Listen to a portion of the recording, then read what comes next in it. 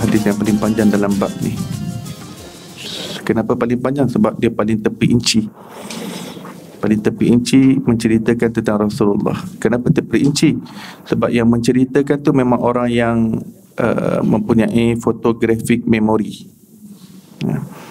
Photographic memory pada zaman dahulu. Zaman dahulu tak ada kamera, tak ada apa kan.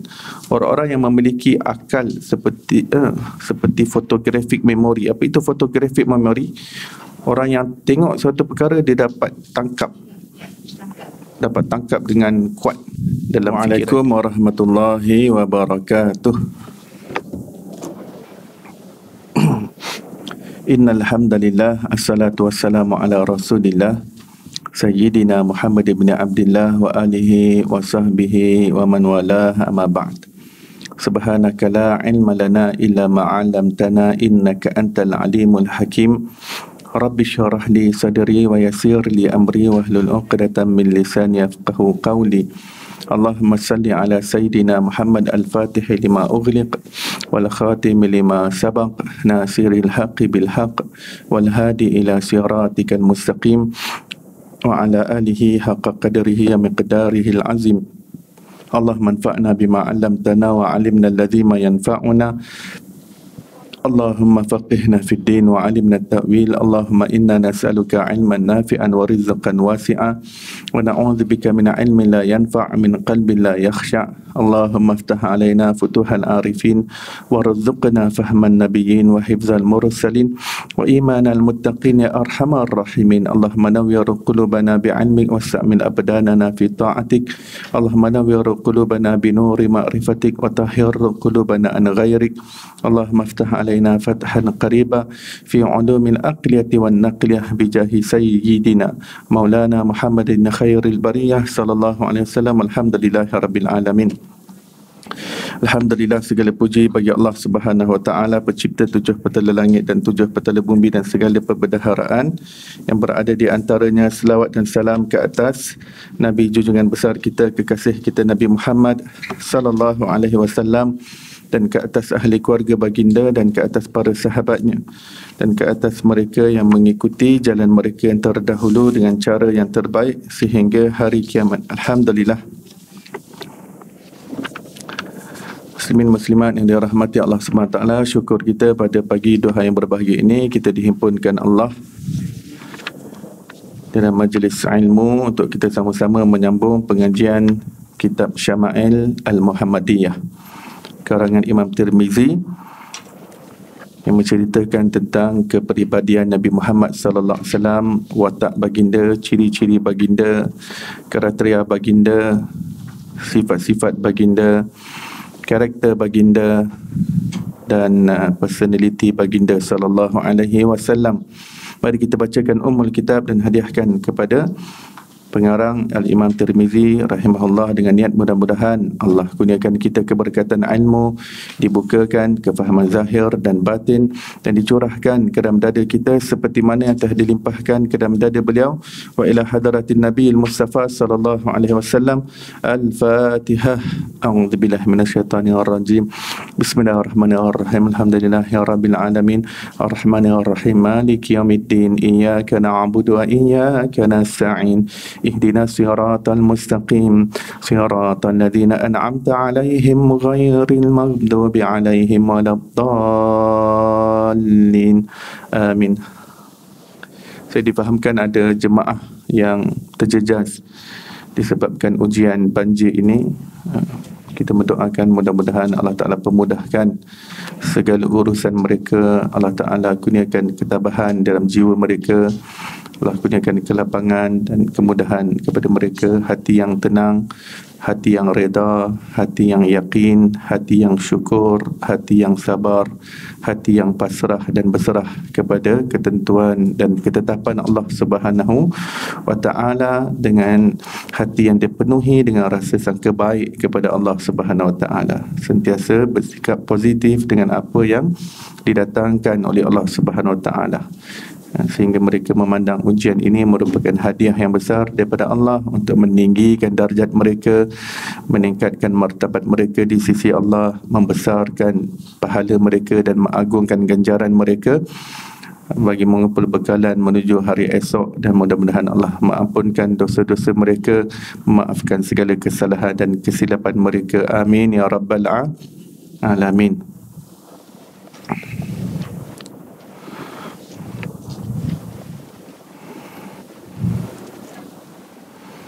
Dan bagi kita yang tidak terjejas dengan banjir ini, kita mengambil pelajaran bahawa subhanallah, semua ini milik Allah. Apa yang kita miliki, kita tidak boleh angkuh, kita tak boleh sombong, kita tak boleh takabur. Ya, kerana bila Allah bagi, Allah boleh tarik serta-merta, sekelip mata. Jadi apa yang kita miliki bukan milik kita, milik Allah Subhanahu wa ta'ala.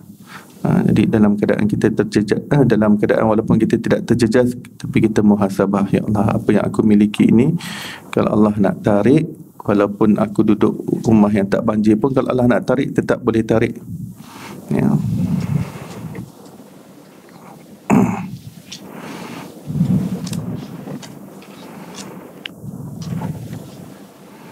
Baik. Pada pengajian yang lepas kita dah mulakan pada bab yang pertama. Hari ini kita tiba pada hadis yang ke-8, kalau tak silap saya. Yang panjang kan, hadis yang paling panjang dalam bab ni. Kenapa paling panjang? Sebab dia paling tepi inci. Paling tepi inci menceritakan tentang Rasulullah. Kenapa tepi inci? Sebab yang menceritakan tu memang orang yang mempunyai photographic memory. Ya. Photographic memory pada zaman dahulu tak ada kamera, tak ada apa kan. Orang-orang yang memiliki akal seperti photographic memory. Apa itu photographic memory? Orang yang tengok suatu perkara, dia dapat tangkap dengan kuat dalam fikirannya. Jadi zaman dahulu orang-orang seperti ini, dia mempunyai kepakaran yang seperti itu. Mereka mempunyai profession yang tertentu dalam mengenal pasti jenayah ataupun nak mengenal pasti tokoh-tokoh tertentu.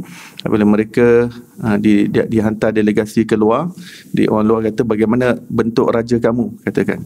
Jadi orang yang photographic memory ini, yang ada dalam delegasi itu akan beritahu mukanya begini, dan orang sana boleh lukis. Bila dia lukis, nanti orang tu tengok betul tak seperti mana tokoh tersebut. Ini photographic memory. Orang pada zaman dahulu, orang-orang seperti ini memang digunakan untuk tujuan itu. Dia pergi suatu orang Arab ni, mereka pergi sampai ke negeri China. Kalau orang Cina nak tengok siapa tokohnya, maka mereka akan bagi tahu, mereka akan lukis. Ya.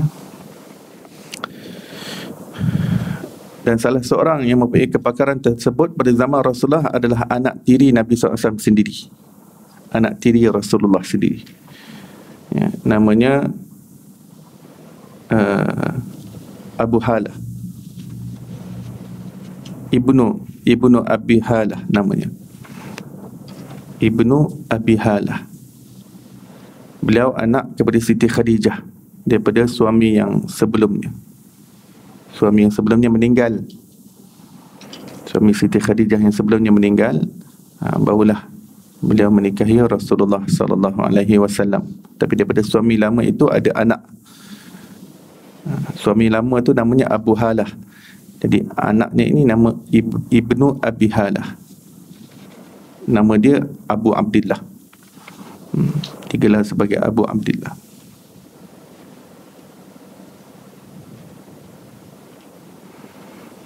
Jadi Ibnu Abi Halah ini dengan Siti Fatimah kira adik-beradik tiri. Dan anak-anak Siti Fatimah anggap Ibnu Abi Halah ni sebagai pakcik mereka, uncle mereka. Ya. Baik, kita lihat muka surat 9.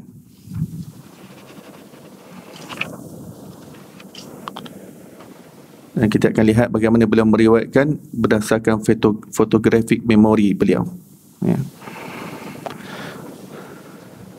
Haddasana, yakni telah mengkhabarkan kepada kami Sufyan bin Waqi' haddasana daripada Juma'i bin Umar bin Abdul Rahman Al-Ijli secara imla dari kitabnya berkata, akhbarani, seorang lelaki telah khabarkan kepadaku seorang lelaki daripada Bani Tamim, daripada keturunan Abi Halah, Abi Halah merupakan suami kepada Sayyidatina Khadijah yang digelar dengan Abu Abdillah. Daripada Ibnu Abi Halah, daripada Sayyidina Hasan bin Ali radhiyallahu anhu berkata, aku bertanya kepada pak cikku sebelah ibu, yakni Hind bin Abi Halah. Ibnu Abi Halah tu namanya Hindun.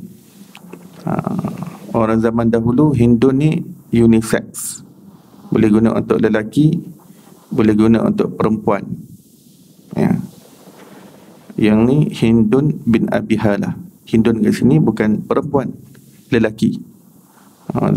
Zaman tu Hindun untuk lelaki pun guna, untuk perempuan pun guna. Ada sahabiah pun nama Hindun, isteri Abu Sufyan. Hindun radhiyallahu anha, isteri Abu Sufyan radhiyallahu anhu. Ada yang saya jumpa nama yang digunakan pada zaman dahulu untuk lelaki, tapi sekarang digunakan untuk perempuan. Salamah pun nama lelaki. Tu maksudnya zaman dahulu Salamah ni nama lelaki biasanya. Sekarang orang guna untuk nama perempuan. Nama lain Maisarah. Maisarah dulu guna untuk nama lelaki. Sekarang nama anak kita Siti Maisarah.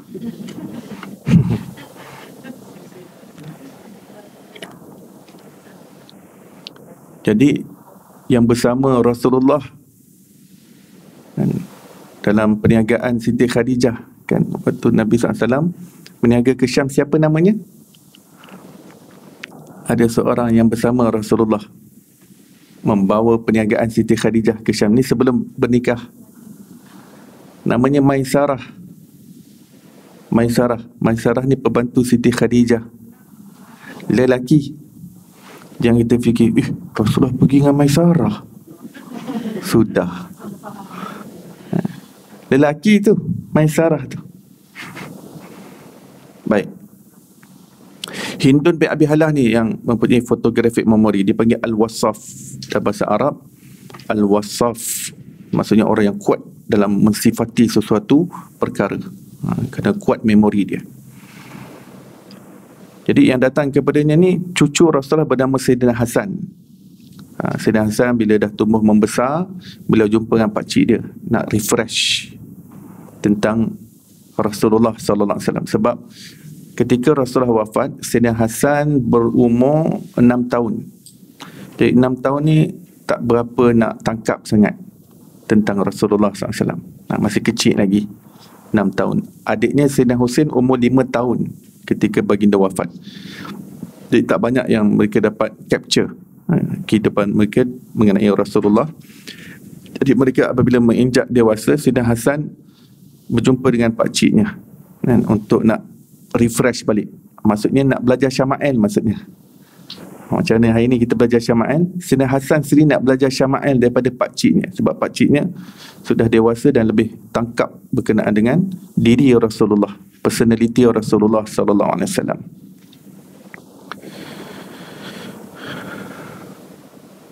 Baik, aku bertanya kepada pakcikku sebelah ibu, Hind bin Abi Halah, yang merupakan orang yang pakar dalam menyifatkan tentang sifat baginda Rasulullah sallallahu alaihi wasallam.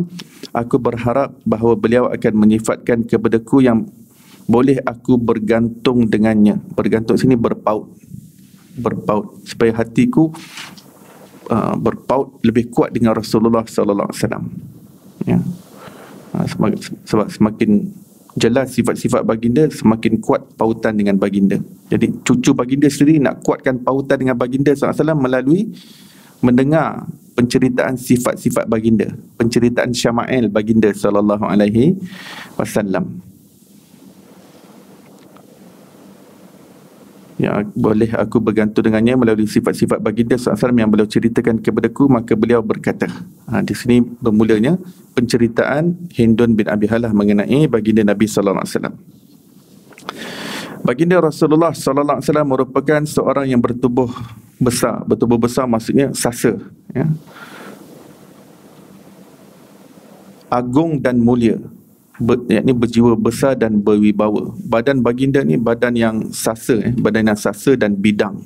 Jadi badan baginda ni lihat saja dapat lihat secara zahirnya keperkasaan dan kekuatan badan Nabi Muhammad sallallahu alaihi wasallam. Daripada bentuk tubuh badan sudah nampak kewibawaan dan kejantanan baginda Nabi Muhammad sallallahu alaihi wasallam. Wajah baginda sallallahu alaihi wasallam bersinar-sinar seperti sinaran bulan di malam purnama. Wajah baginda ini memang sentiasa disebutkan oleh para sahabat mempunyai sinaran, pancaran cahayanya. Tapi kita jangan bayangkan macam mentol pula, macam spotlight ke. Yang sesuai dengan kemanusiaan maksudnya. Pancaran cahaya yang sesuai dengan kulit seorang manusia. Baginda sallallahu alaihi wasallam merupakan seorang yang lebih tinggi daripada orang yang rendah dan lebih rendah daripada orang yang terlalu tinggi. Yang ini baginda mempunyai ketinggian yang average daripada kalangan kaumnya. Seperti mana yang saya sebutkan, kajian daripada Syekh Ali Jumaah, ketinggiannya adalah 190 cm lebih kurang. Itu average pada zaman Nabi sallallahu alaihi wasallam. Baginda sallallahu alaihi wasallam bertubuh sedang, yakni baginda tak terlalu gemuk dan tidak terlalu kurus kedengking, badannya sedang. Baginda sallallahu alaihi wasallam memiliki kepala yang besar. Kepala yang besar ini sesuai dengan bidang badannya itu. Bahunya bidang, badannya memang bidang luas. Jadi disebut kepala besar, maksudnya sesuatu yang sesuai dengan badannya juga yang bidang itu yang besar. Ya.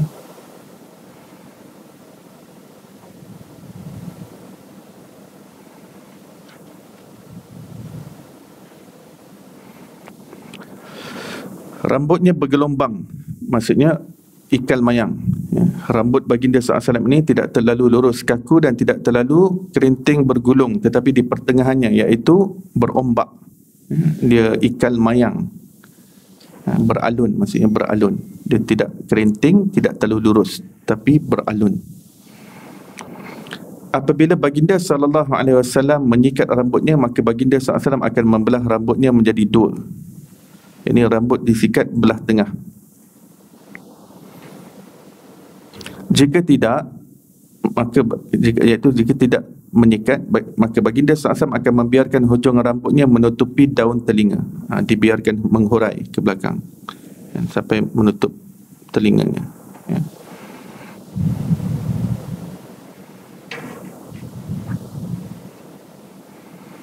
Rambutnya bersih putih, yakni disikat dengan rapi sehingga nampak kemas dan bersih. Kerana baginda selalu meminyaki rambutnya. Baginda sangat meminyaki rambutnya, jadi nampak bersih putih, rapi. Dahinya luas, sesuai dengan bentuk tubuhnya, saiz kepalanya, dahinya luas. Ini menandakan keluasan fikiran baginda sallallahu alaihi wasallam, kebijakan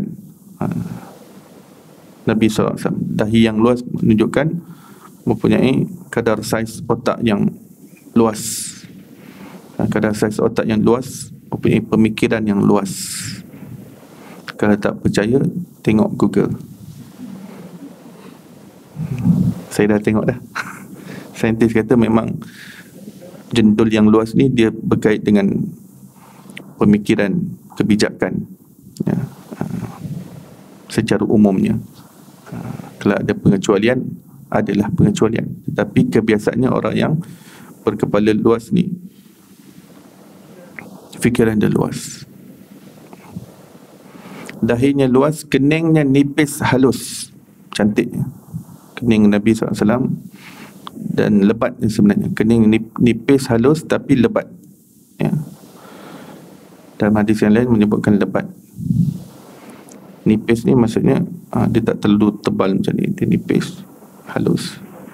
Dia kemudian tajam di hujungnya. Dan panjang, sempurna, tidak bersambung, yakni terpisah di antara kedua-dua kening. Antara dua kening baginda SAW tidak bercantum, ada pemisah. Kan ada orang yang bercantum kan, baginda SAW tidak bercantum. Di tengah-tengah ada kulit lagi nampak. Di antara kedua-dua kening ini terdapat urat yang terkeluar ketika marah. Para sahabat dapat tahu Rasulullah dalam keadaan marah, kalau ada keluar urat di tengah-tengah di tengah-tengah dua kening Rasulullah SAW ada keluar urat. Keluar urat sini sampai ke atas.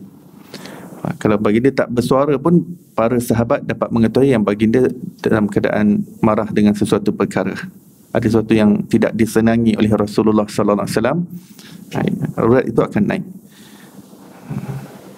Jadi para sahabat akan act accordingly. Kalau ada suatu perkara yang berlaku dan tengok Rasulullah marah, para sahabat akan act accordingly. Maksudnya mereka akan bertindak mengikut apa yang mereka faham tentang gesture yang diberikan oleh Rasulullah SAW tersebut. Hidungnya mancung, yang memiliki cahaya yang memancar di atas kemuncak hidungnya pun nampak ada cahaya. Sekali lagi, jangan terfikir macam spotlight, mentol lampu. Sesuai dengan kemanusiaan. Saya selalu nampak guru saya, hidungnya nampak macam pantulan cahaya, cahaya terpentul. Cuma Nabi SAW kalau tak ada cahaya daripada atas pun memang ternampak seperti dipantulkan cahaya.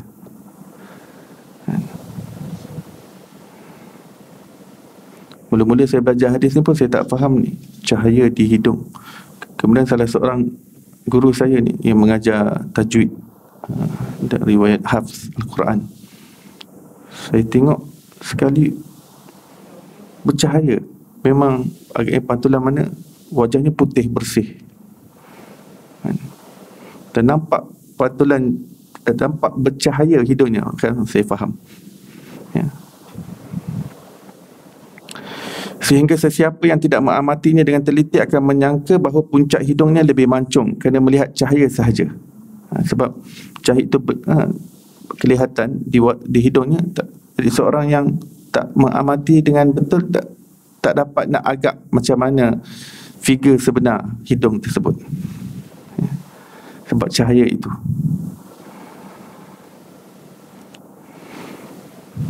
Janggutnya tebal dan panjangnya itu sehingga mencecah atas dada Rasulullah sallallahu alaihi wasallam. Ya. Maksudnya kalau Rasulullah menggerakkan mulutnya, para sahabat dapat lihat bagaimana janggut tersebut bergoyang, seperti mana dalam hadis yang lain. Janggut itu bergoyang kalau Rasulullah terkumat kamit membaca sesuatu pada mulutnya. Ya. Kedua-dua pipinya rata dan halus. Rata dan halus ni maksudnya dia tak ada tempat menggerutu, tak ada jerawat, tak ada tempat berlubang, tak ada tempat berkedut, berkerut, berlipat, ya, tak ada bekas chicken pox, ya. Licin. Sehingga dalam hadis yang lain tu, kalau air dituang atas wajah Rasulullah, dia terus menggelusur ke bawah. Macam daun keladi. Dia tak ada kawasan yang boleh menakung air, menadah air. Dia terus tergelusur ke bawah. Licin.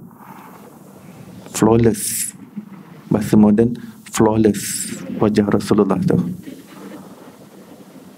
Tak perlu nak edit lagi dah. Memang baginda flawless. Mulutnya lebar. Ini menandakan kefasihan percakapan dan pertuturan Nabi Muhammad SAW. Mulutnya lebar itu serasi dengan bentuk wajahnya. Ini wajah baginda SAW dan juga saiz kepalanya dengan bidangnya, bidang bahu Rasulullah sesuai, fit, appropriate, suitable. Giginya agak jarang. Yang jarang itu bahagian depan, atas dan bawah. Bahagian dua yang depan, dia ada gap kecil, menambahkan lagi kecantikan dan ketampanan Rasulullah sallallahu alaihi wasallam.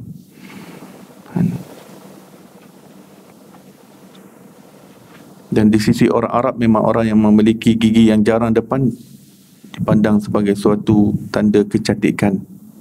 Rasulullah lahir dan semula jadi begitu giginya. Tapi orang Arab jahiliyah, mereka buat operation untuk nak dapatkan gigi jarang tu. Cuma bila Rasulullah dilantik menjadi Nabi dan wahyu datang, Rasulullah melarang perbuatan tersebut. Bagi kata laknat Allah ke atas orang-orang yang mengikis giginya untuk nak dapat berlubang. Melainkan orang yang dah memang semula jadi Allah ciptakan seperti Rasulullah, itu tak mengapa. Kerana jika dia mengikis untuk dapatkan lubang di tengah dua giginya, itu termasuk dalam mengubah kejadian Allah Subhanahu Wa Taala. Kalau Allah dah ciptakan rapat, dah begitu. Bukan cacat pun kalau rapat, bukan kecacatan.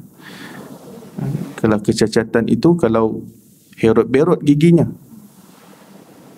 ada terkesana, terkesini, terkeluar sana, terkedalam sini, tu pakai bracing, braces ya. Jadi braces itu tidak mengubah kejadian Allah Subhanahu Wa Taala. Hukumnya harus. Sebab apa?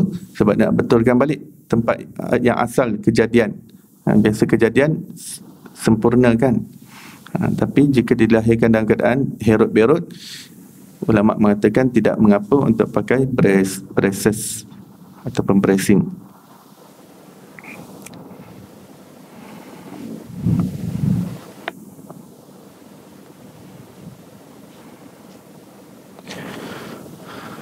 Bulu dadanya halus. Baginda ada bulu dada yang halus daripada tengah sampai ke pusat. Itu tempat jahitan. Tempat jahitan oleh malaikat Jibril AS dalam peristiwa pembelahan dada. Baginda SAW mengalami operasi pembelahan dada sebanyak 4 kali dalam hidupnya. Ya.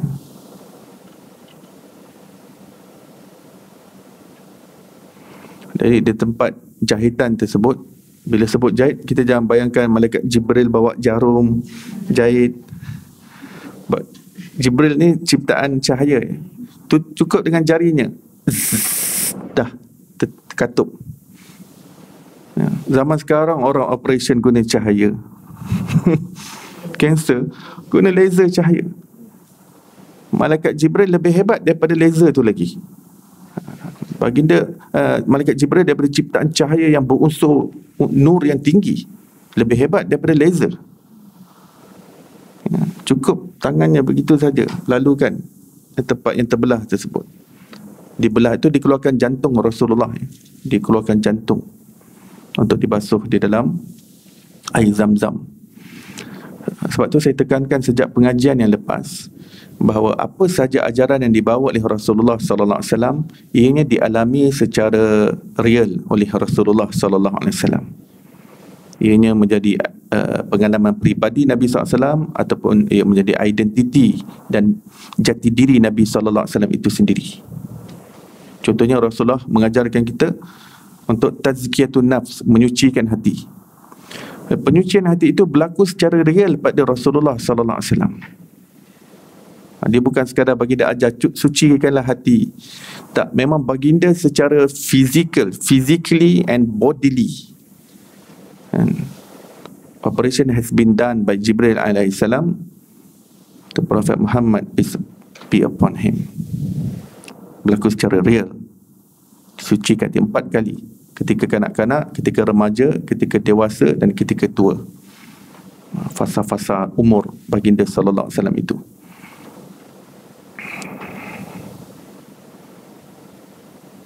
Realnya, bila Rasulullah kenalkan kita kepada Allah, Allah itu Esa, Maha Esa. Baginda SAW pernah melihat Allah. Dia pernah melihat Allah tu, yang Maha Esa, Maha Tunggal, yang mana tidak ada seorang makhluk pun yang melihat Allah Subhanahu Wa Taala.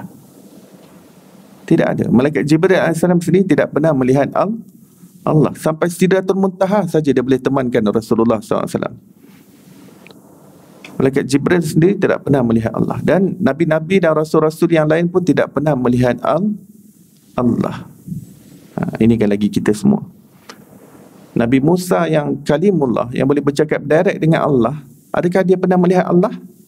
Beliau tak pernah melihat Allah. Pernah beliau minta, tapi beliau pingsan, tak dapat nak tanggung menyaksikan cahaya Allah. Ini orang yang boleh cakap direct dengan Allah ni. Nabi Musa pun tak pernah nampak Allah. Ini kan lagi yang lain-lain. Selain daripada Rasulullah, melihat Allah hanya berlaku di dalam syurga sahaja. Ya, baik Nabi, Rasul, wali-wali Allah, para sahabat Nabi, alim ulama, orang-orang saleh hanya dapat melihat Allah ketika berjaya masuk ke dalam syurga. Dalam syurga Allah mengizinkan untuk melihat Allah. Allah membuka hijab yang menutupi kita. Ya.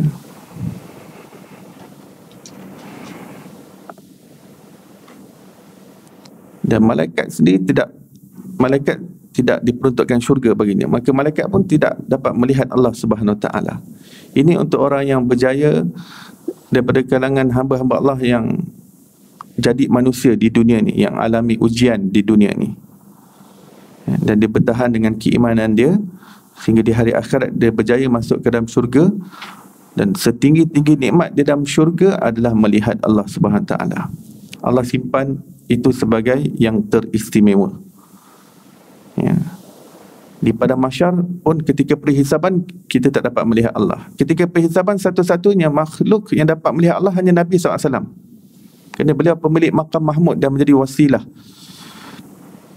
antara Allah dan sekalian makhluk. Hanya Nabi SAW. Para Nabi-Nabi yang lain semua tak dapat jadi jurucakap. Mereka tak berani, dan bahkan mereka bukan kedudukan mereka. Bukan kita tak minta tolong, manusia minta tolong daripada Nabi-Nabi yang lain. Nabi-Nabi yang lain, aku tak dapat bercakap dengan Allah, aku sendiri takut dengan diri aku, lepas ke tak lepas hari ni. Itu cara Nabi tu di hari hisab. Tapi bila jumpa Rasulullah, Rasul kata analaha, akulah orangnya, akulah orang yang boleh bercakap direct dengan Allah. Ya. Jadi nak melihat Allah dalam syurga itulah yang kita dambakan ketika kita menerima tawaran promotion untuk datang ke alam dunia ini, tatkala kita berada di alam roh. Roh saya, tuan-tuan dan puan-puan, ditawarkan promotion itu, tawaran. Yang tawaran itu adalah peningkatan darjat sehingga dapat melihat Allah. Kerana kita di alam roh, roh kita juga tidak dapat melihat Allah. Roh kita mengenal Allah, tapi dalam keadaan tidak dapat melihat zat Allah Ta'ala, roh kita sendiri. Satu-satunya roh yang dapat melihat Allah ketika di alam roh adalah roh Nabi Muhammad SAW. Di alam roh, roh kita mengenal Allah, tapi mengenal Allah kita tu berdasarkan pengenalan kita kepada roh kita masing-masing. Sebab roh kita ni kejadian Allah yang hebat, jadi kita dapat lihat kehebatan Allah Ta'ala pada kejadian roh kita sendiri. Tapi melihat zat Allah belum lagi. Itu Allah bagi tawaran, siapa yang nak? Siapa yang nak? Kamu dah mengenal Allah, semua dah bercinta, roh kita semua dah bercinta dengan Allah di alam roh. Cinta yang bercampur dengan kerinduan kepada Allah Subhanahu Wa Taala. Sentiasa berzikir, sentiasa bertasbih. Alam itu tidak ada ujian. Alam yang kita tak ada masalah dengan menantu kita, dengan anak-anak kita, dengan suami kita. Bayangkan alam yang tak ada problem dengan suami. Bayangkan macam mana alam tu. Tak ada problem dengan suami, sebab memang tak bersuami ketika tu. Yang ada problem dengan suami ketika kat dunia ni, Allah kata memang macam tu. Sedangkan dia dah lagi tergigit. Sabarlah, sabar. Asiah bersabar dengan suami dia, dapat tingkatan makam yang tinggi di sisi Allah Ta'ala. Sebab dunia tempat dia dah. Asiah tahu, aku kat dunia ni untuk aku terima ujian. Biarlah suami aku Fir'aun sekalipun. Suami Asiah ni bukan Maulana, bukan Tuan Guru, bukan Syekh, bukan Ustaz, Asatizah. Fir'aun tu sejahat-jahat manusia, sezalim-zalim manusia. Dia bunuh bayi, dia tak kira, dia tak kisah. Dia sembelih baby-baby, sembelih Bani Israel. Fir'aun mengaku dirinya Tuhan. Dia ada isteri yang di hari akhirat menjadi isteri Nabi SAW. Asiah di hari akhirat di dalam syurga bersama Rasulullah. Ini bukan isteri Maulana, bukan isteri Tuan Guru ni. Isteri orang yang terkutuk di sisi Allah Subhanahu Wa Taala. Suaminya orang yang terlaknat di sisi Allah Subhanahu Wa Taala. Tapi Asiah relax. Beliau meninggal dalam keadaan tersenyum, puas. Kan dalam riwayat. Firaun kata, mengaku aku Tuhan, keluar daripada agama Musa. Mengaku aku Tuhan. Nope. Tidak sekali-kali. Dan Firaun hukum bunuh. Ketika ditarik saja, tersenyum, puas. Sekejap umur singkat kat dunia, susah sikit-sikit nak menikmati kelazatan selama-lamanya, infinity, kekal abadi. Jadi kalau orang kata, kenapalah saya ni kena bersabar dengan suami saya, semua hidup ke macam ni? Semua hidup ke?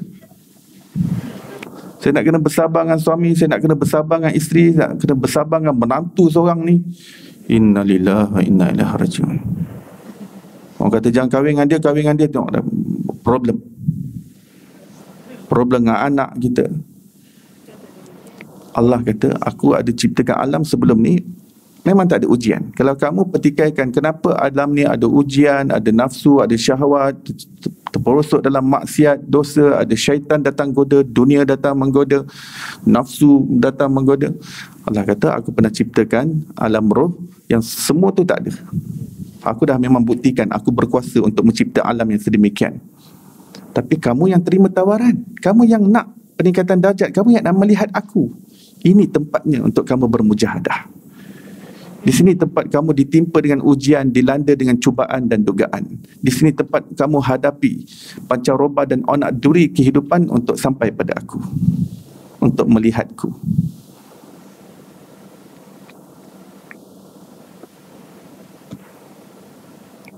Ya, baik. Lebar tubuh badannya berisi, yakni berisi yang sedang, ya. Tubuh badan berisi ni maksudnya baginda tak terlalu skinny. Dia tak medium, dia ada nampak isi, ada nampak juga isi, dia bukan skinny. Perut dan dadanya rata, yakni selari atau sejajar. Kerana ada orang perut dia terkehadapan, ada orang lah, ya, dia terboroi ataupun terbuncit ke hadapan. Nabi SAW tidak buncit, tidak boroi, rata. Bahkan di bahagian perut Rasulullah SAW, sahabat mengatakan kami nampak seperti petak-petak bersusun. Maksudnya Rasul ada six pack. Sebab tu badan baginda sasa, perkasa dan kuat.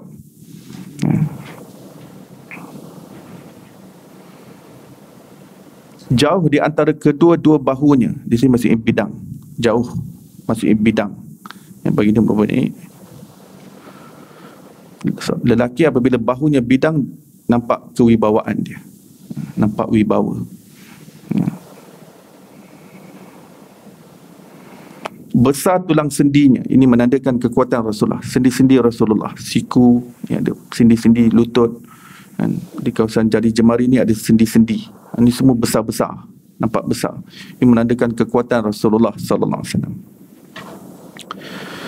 Tubuh badannya bercahaya, tidak berbulu. Tubuh badan baginda ni kulitnya cerah bercahaya, tidak berbulu. Maksudnya baginda ni bukan jenis yang hairy. Tubuh baginda bukan jenis hairy, ya. Sebab kadang-kadang kita tahu orang keturunan Arab, keturunan Indian kan hairy kan, dadanya dengan lengannya kan hairy kan. Baginda SAW bukan hairy, bukan orang yang jenis berbulu lebat di tangan, di lengan. Cerah maksudnya lebih nampak kan, kulit, lebih nampak kecerahan kulit tu lebih terpampang jelas kan. Ada bulu roma, tapi bulu roma Rasulullah ni halus-halus. Dia lebih nampak bahagian kulit Rasulullah yang cerah itu, cerah bercahaya.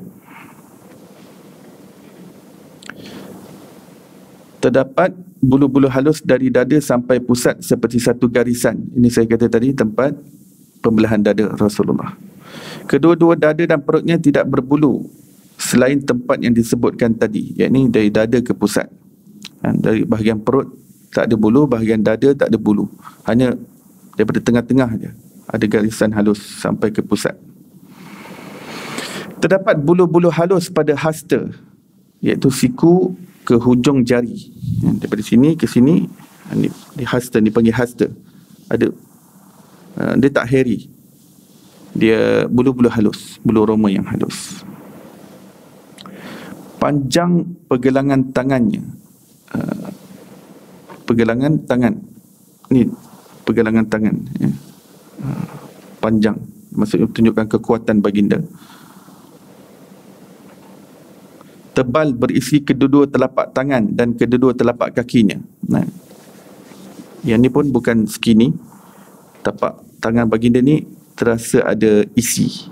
Orang yang bersalam dengan Rasulullah terasa ada isinya. Begitu juga dengan tapak kaki Rasulullah sallallahu alaihi wasallam, berisi. Panjang jari jemarinya. Jari jemari baginda ni panjang-panjang. Panjang-panjang. Ya. Sudah tentulah cantik. Ya.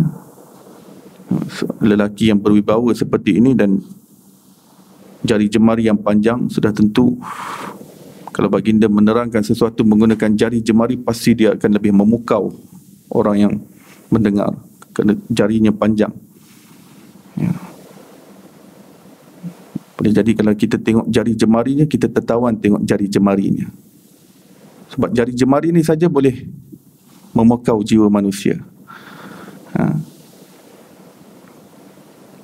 Boleh tertawan tengok jari jemari. Jari jemari Rasulullah adalah jari jemari yang tercantik sekali. Lengkungan telapak kakinya tidak menampal ke tanah. Jadi di tapak kaki Rasulullah tu, di bahagian tengah dia ada lengkung, dia ada lengkung ke dalam. Yang lengkungan ke dalam itu, apabila baginda berdiri, bahagian itu tidak mencecah tanah. Sebab dia berlekuk ke dalam. Tapak kaki di bahagian tengah tu dia berlekuk ke dalam. Kedua-dua tumitnya halus licin sehingga tidak terkena air. Maksudnya water repellence. Maksudnya begitu. Dia licin. Dia licin kalau air kat situ pun dia macam tadi saya kata tergelunsur. Apabila berjalan, baginda SAW akan berjalan dengan mengangkat kakinya, tidak menyeret. Baginda akan angkat satu persatu dengan kemas. Baginda bukan jalan seperti orang malas, seperti orang liat nak bangun, orang liat nak berjalan. Baginda akan angkat macam gaya-gaya orang kawat tu. Tapi jangan bayangkan macam betul-betul macam kawat begitu rasa berjalan. Maksudnya begitu kemas. Sebab Rasul ni orang wibawa. Jadi apabila baginda berjalan pun nampak macam seorang yang sangat tegap, sangat tegap. Baginda SAW berjalan dengan sedikit condong ke hadapan dan melangkah dengan tenang. Baginda kalau berjalan, badan baginda akan nampak macam condong sedikit ke hadapan dan melangkah dengan tenang. Panjang langkahnya, iaitu berjalan dengan cepat. Baginda SAW tak jalan, tapi baginda langkah, angkat dengan kemas dan panjang langkahnya. Apabila berjalan, seakan-akan baginda SAW turun dari tempat yang tinggi ke tempat yang rendah. Ulama mengatakan ada dua makna di sini. Yang pertama, jalan baginda itu laju, pantas. Jadi seolah-olah baginda ini macam sedang turun daripada tempat yang tinggi. Orang yang jalan tempat tinggi kan dia dibantu oleh ketinggian tersebut, jadi dia lebih laju. Para sahabat nak kejar susah. Kalau mereka nak kejar baginda SAW sedang berjalan, dia laju seolah bumi dilipatkan. Dalam hadis yang lain seperti bumi dilipatkan. Dalam hadis yang ini seperti turun daripada tempat yang tinggi. Pada maksud yang kedua adalah orang yang turun daripada tempat yang tinggi ini, dia perlu angkat kaki dia dengan kemas dan letakkan di tempat yang kemas. Kerana apa? Boleh terjatuh kan? Kalau tak berhati-hati, tempat angkat kaki, tempat letak kaki. Seperti itulah, seperti orang yang berjalan daripada tempat yang tinggi menuju ke tempat yang rendah. Begitu gambaran yang para sahabat nampak bagaimana corak jalan Rasulullah sallallahu alaihi wasallam. Apabila menoleh, baginda akan memalingkan seluruh tubuhnya, seluruh badannya. Maksud kalau ada orang bercakap di sana, baginda palingkan semua badannya menghadap orang itu. Kalau orang itu daripada arah sana, baginda akan palingkan seluruh badannya menghadap kepada orang tersebut dan berbicara dengannya. Pandangan matanya rendah ke bawah. Baginda sentiasa mata baginda sentiasa ke bawah. Seorang yang berjumpa dengan Rasulullah akan lihat pandangannya ke bumi lebih banyak daripada pandangannya ke langit. Cuba tengok teks yang berikutnya. Pandangannya ke bumi lebih banyak daripada pandangannya ke langit. Ini menandakan ketawaduan Rasulullah dan orang yang sangat pemalu. Sudahlah wibawa, kemudian pemalu pula tu. Campuran sifat-sifat yang hebat semua himpun pada Rasulullah. Kalau wibawa, baginda lah orang yang paling wibawa dan paling berani sekali. Baginda orang paling berani. Tapi apabila para sahabat menceritakan sifat malu Rasulullah, baginda ni sifat malunya mengalahkan anak dara pingitan. Anak dara yang sekarang dah tak ada dah. Kita tak ada idea apa itu anak dara pingitan. Tak apalah. Itu kena tanya nenek kita punya pengalaman dulu.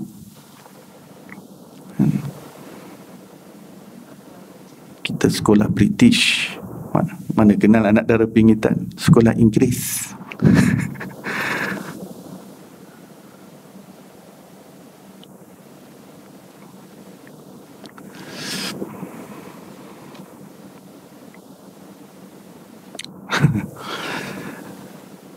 Anak dara pingitan ni dia malu sebab dia dipingit, dijaga oleh ibu bapanya, orang yang pemalu kan? Orang pemalu ni Leman datang Minang ni, kau nak tak?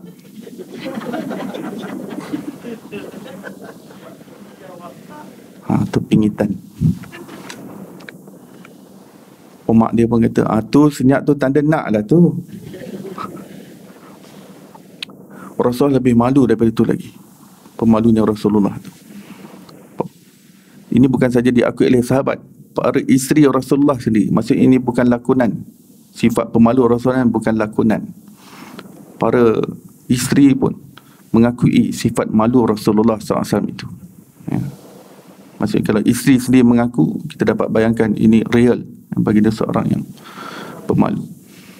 Jadi daripada satu segi, seorang negarawan yang hebat, berwibawa, kuat, berani, sasa perkasa. Kalau bertempur, bagi dia sanggup bertempur.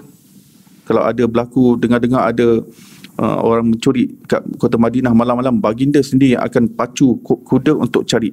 Ada tak perompak masuk, baginda sanggup pergi seorang diri untuk tengok. Kalau ada orang menjerit perompak-perompak, baginda akan terjun di atas belakang kuda dan akan pacu kuda seorang diri. Baginda akan pacu sekeliling kota Madinah untuk cek adakah perompak yang menceroboh kota Madinah. Tapi dalam masa yang sama, pemalu yang amat pemalu mengalahkan anak dara pingitan. Bagaimana kita tak jatuh cinta dengan orang yang seperti ini? Orang yang mendengar personality yang hebat seperti ini, kalau tak jatuh cinta, maksudnya hatinya keras. Ya, maksud kita belajar Syama'an, kita melihat kesempurnaan yang Allah Ta'ala hiasi diri Nabi SAW daripada segenap aspek, daripada segenap sisi. Ya. Jauh pandangannya.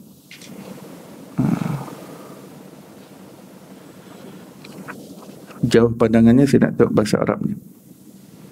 Nazruhu ila al-ard atwal min nazri ila sama, jullu nazrihi al-mulahazah. Baik. Saya dapat faham daripada bahasa Arab. Kalau daripada terjemahan ni, dia agak samar dia punya maksud sebenar.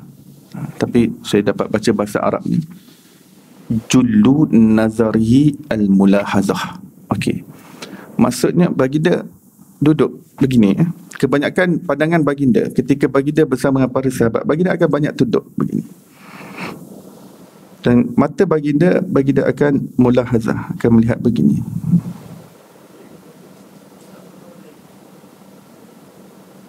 Jika tidak ada apa yang dibicarakan, Rasulullah tarbiyah para sahabat melalui pandangan matanya.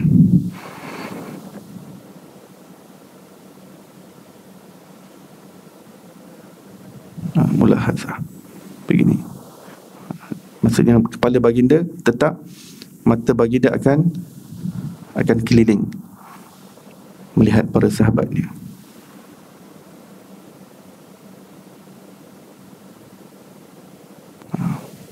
Kami sentiasa melihat guru kami melakukan seperti itu, iaitu Al-Habib Omar bin Hafiz. Ketika saya belajar di Tarim dulu, kalau waktu belajar, kalau Habib Omar waktu tengah diam, mata Habib Omar kan, kerana beliau belajar hadis, beliau tahu macam mana cara Rasulullah pandang. Sebab tu kadang kalau kita tengok gambar Habib Omar ni, mata dia tengah begitu.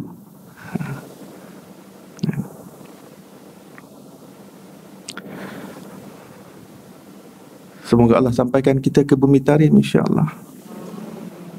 Dapat sampai Darul Zahra, dapat tengok Darul Mustafa, ziarah perkuburan Zambal, tempat makam wali-wali Allah Subhanahu wa Ta'ala, tempat para habaib, tempat tersebarnya ilmu-ilmu yang hebat. Di situ tempat Imam Haddad, boleh ziarah rumah Imam Haddad, ziarah makam Imam Haddad, orang yang kita sambut haulnya setiap tahun di sini.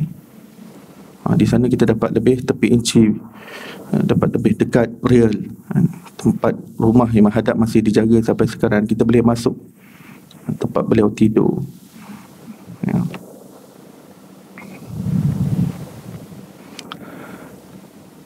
Apabila mengiringi sahabat-sahabatnya berjalan, baginda SAW akan berjalan di belakang mereka. Kerana di belakang baginda, para malaikat akan ikut. Baginda berada di belakang kerana di belakang baginda ada para malaikat yang begitu banyak sekali mengikut. Apabila berjumpa dengan seseorang, maka baginda SAW akan memulakan dengan salam. Tidak pernah seorang pun manusia yang pernah dapat bagi salam lebih awal daripada Rasulullah sallallahu alaihi wasallam. Sebab tidak ada seorang manusia pun yang lebih baik daripada Rasulullah sallallahu alaihi wasallam. Kalau ada orang yang berjaya memberi salam kepada Rasulullah SAW terlebih dahulu, bermakna dia lebih baik daripada Rasulullah SAW. Dan itu tidak mungkin, kerana Rasulullah ada orang yang terafdal, manusia yang terafdal, manusia yang terbaik di sisi Allah Subhanahu Wa Taala. Sebuah hadis Rasulullah SAW, yang terbaik antara kamu adalah orang yang mula memberi salam. Orang yang terafdal, orang yang terbaik di kalangan kamu adalah orang yang mula memberi salam. Oleh kerana itu, Rasulullah SAW sahaja yang berkesempatan untuk memberi salam yang pertama kepada para sahabat.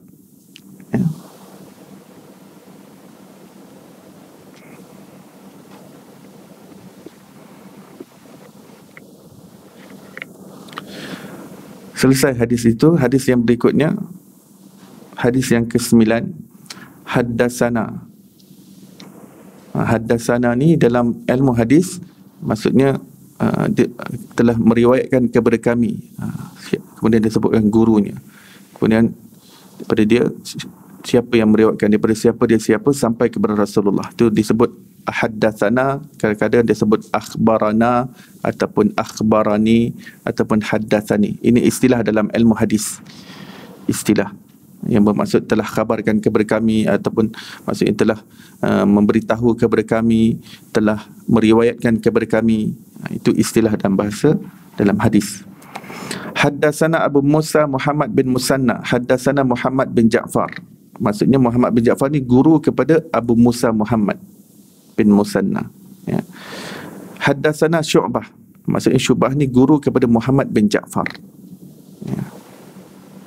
Dari Simak bin Harb, maksudnya Simak bin Harb guru kepada Syu'bah, berkata, aku mendengar Sayyidina Jabir bin Samurah radhiyallahu anhu berkata, baginda Rasulullah sallallahu alaihi wasallam mempunyai mulut yang lebar, yakni selari dengan bentuk dan saiz wajahnya, mata putih yang lebar dan tumit nipis, sedikit daging di tumit.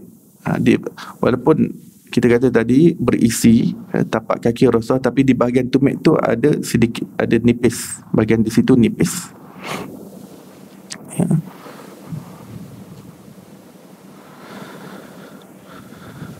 Syu'bah berkata, aku bertanya kepada Simak, apakah yang dimaksudkan dengan mulut yang lebar? Beliau menjawab, besar mulutnya, yakni selari dengan bentuk wajahnya.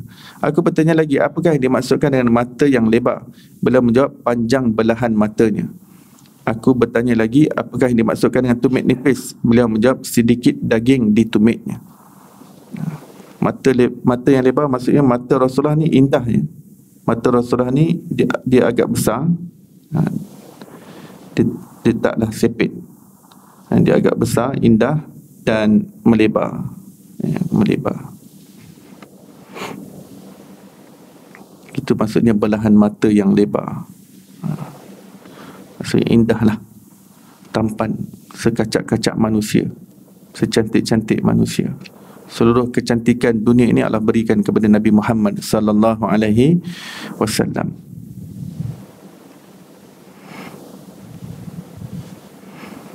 Hadis yang berikutnya, haddatsana Hannad bin As-Sari, haddatsana Absar bin Al-Qasim dari Ash'ath, iaitu Ibn Sawar daripada Abi Ishaq daripada Jabir bin Samurah radhiyallahu anhu berkata, aku melihat baginda Rasulullah sallallahu alaihi wasallam pada suatu malam di bulan purnama. Ketika itu baginda sallallahu alaihi wasallam memakai pakaian berwarna merah. Aku berganti-ganti memandang ke arah baginda sallallahu alaihi wasallam dan memandang ke arah bulan. Maka menurut pemerhatianku, aku dapati bahawa baginda sallallahu alaihi wasallam itu lebih indah daripada bulan. Orang zaman dulu, bulan purnama ni lambang keindahan, sebab di dalam kegelapan malam ada satu cahaya yang cantik bulatannya, itu lambang keindahan. Tapi Jabir bin Samurah mengatakan Rasulullah lebih cantik lagi, lebih hebat lagi daripada bulan purnama. Dan baginda memakai pakaian merah. Sudah tentu orang yang berwibawa seperti ini apabila pakai pakaian merah, menambahkan lagi kecantikan dirinya. Merah seperti ini, merah yang seperti merun begitu, merah-merah yang kalau ulama Mesir suka warna merah, sebab mereka melihat pakaian yang Rasulullah nampak hebat pada dirinya ada warna merah. Ulama Mesir kalau ada majlis yang besar-besar, kopiah dan memang kopiah merah. Ulama Azhar kan, ulama Mesir, kopiah merah, nanti selendang dia pun merah. Kalau kita tengok macam Syekh Ali Juma'ah, Syekh Dr. Yusri Jabir dan Syekh tarikat di sana, kalau berkumpul semua merah, kopiah merah, kadang serban pun merah, selendang pun merah.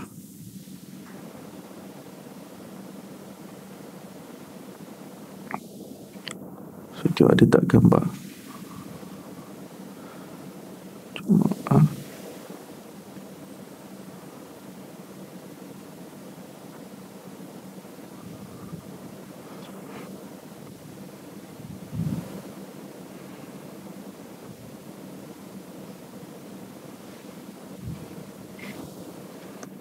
ini mantan Mufti Mesir Syekh Ali Juma'ah.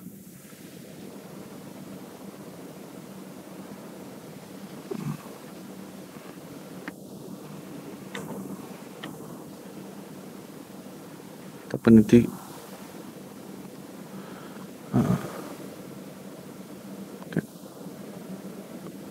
ulama-ulama Azhar kalau mereka berkumpul dan melihat pakai merah, Masya Allah, nampak wibawa. Tengok ulama Azhar macam ni, bayangkan macam mana Rasulullah pakai merah, lebih hebat lagi.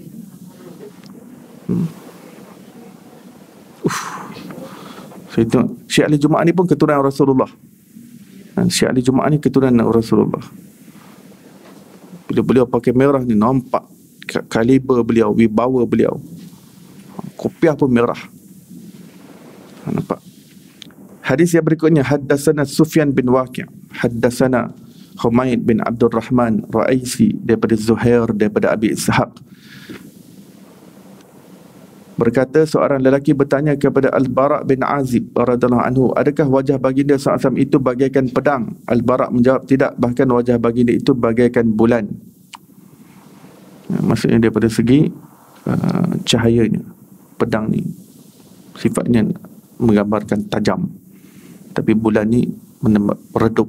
Wajah baginda ni meredupkan, dia redup. Wajah baginda ni redup je. Seorang yang pandang wajah Rasulullah, dia meredupkan, menyejukkan mata yang memandangnya. Ya. Wajah yang redup, meredupkan, matanya redup, riak wajahnya redup, ya. Melihatnya meredupkan mata yang memandang.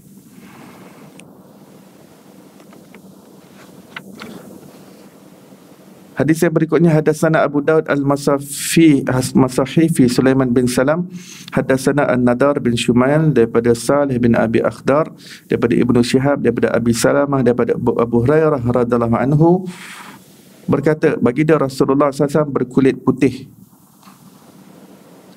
maksud cerah, cerah yang bercampur kemerahan, seperti mana yang kita bincang sebelum ni, seperti diperbuat daripada perak. Maksudnya nak menandakan kecantikan tu. Licin kulit baginda SAW. Rambutnya ikal bergelombang.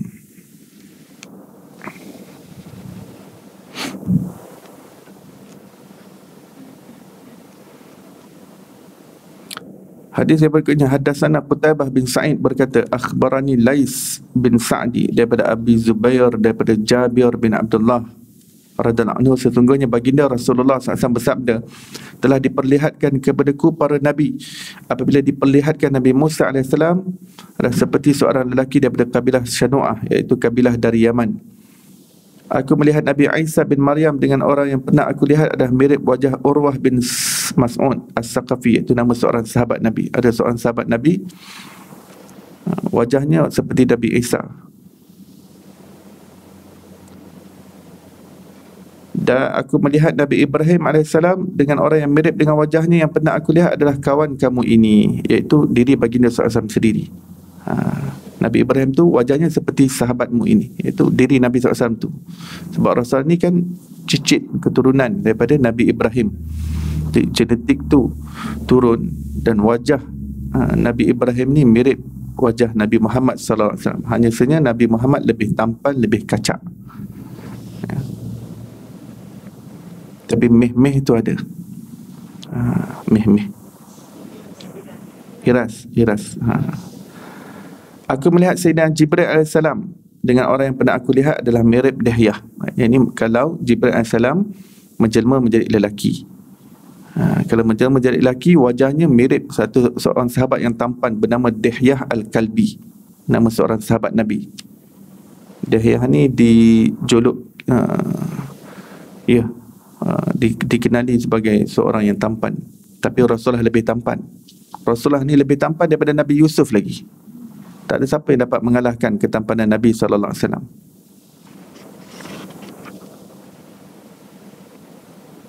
Sebab tu Siti Aisyah kata, kalau perempuan yang ternampak Nabi Yusuf tu sehingga terpotong jari jemari mereka, ketampanan Nabi Yusuf, kalau mereka bawa di zaman aku dan melihat suamiku Nabi Muhammad SAW, jiwa mereka terpotong-potong, kalbu mereka terhiris-hiris.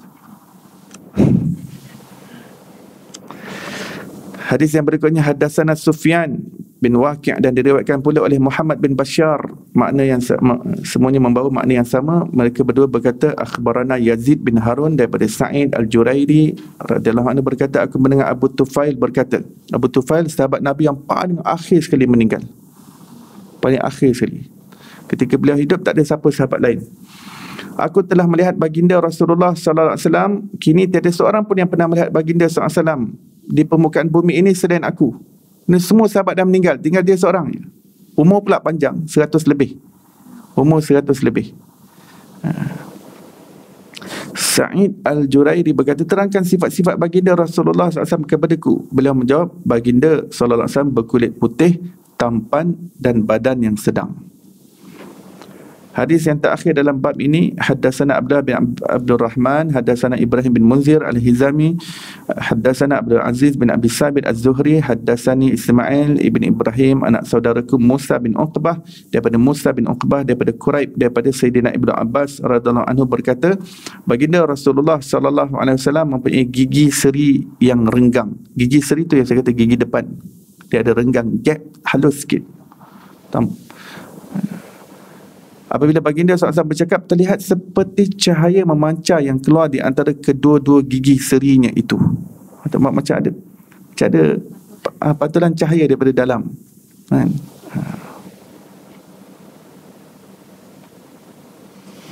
Selesai bab ini.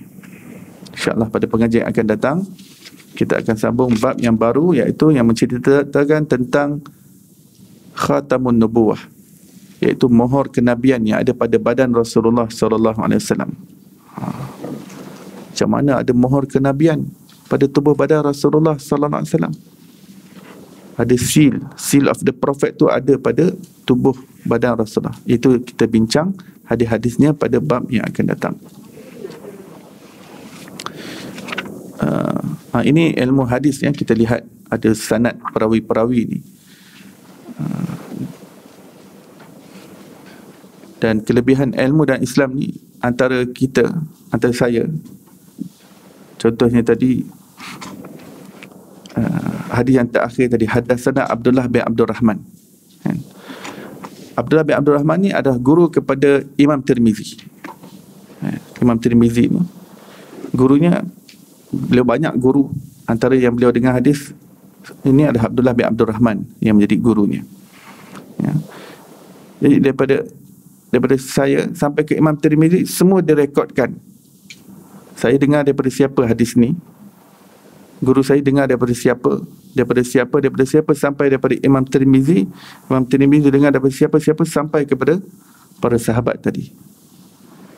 Inilah dinamakan sebagai ilmu yang bersanad. Nanti kalau ada masa yang akan datang, saya sebutkanlah sanad tu. Saya belajar hadis Tirmizi ni daripada siapa guru saya, beliau belajar daripada siapa. Ilmu yang bersanad seperti ini hanya dalam Islam sahaja. Agama lain tak ada ilmu yang bersanad seperti ini. Ini adalah sebagai penjagaan kepada ilmu, supaya kita tahu orang-orang yang kita dengar hadis-hadis ni semua adalah orang-orang yang berwibawa, orang yang tokoh. Dan kita yang belajar hadis ni, ianya bersambung, ada cahaya. Bila kita ada belajar ilmu secara bersanad, di situ ada keberkatannya, di situ ada cahaya yang melimpah kepada kita semua, insya-Allah. Amin ya rabbal alamin. Baik, insyaAllah kita tangguh dulu majlis kita dengan tasbih kifarah dan surah wal asr. Subhanallah bihamdih, subhanakallah bihamdika, asyhadu an la ilaha illa anta wa astaghfiruka wa atubu ilaik. Bismillahirrahmanirrahim. Wal asr innal insana lafi khusr illa alladhina amanu wa amilus salihat wa tawasaw bil haqqi wa tawasaw bis sabr. Assalamualaikum warahmatullahi wabarakatuh.